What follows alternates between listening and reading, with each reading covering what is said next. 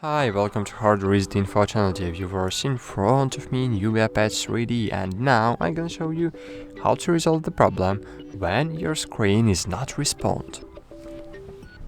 So it's very simple problem, and to resolve it you need to press and hold power button until your device disables.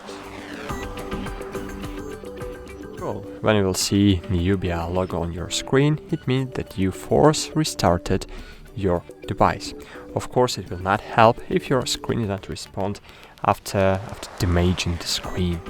So, but when your screen doesn't respond only because your device is lagging, freezing, so in these situations it will help you.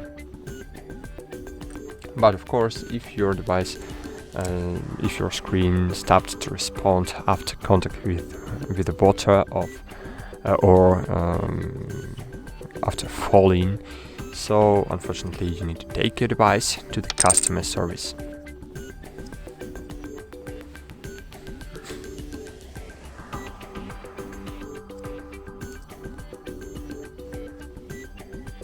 Okay, that's it.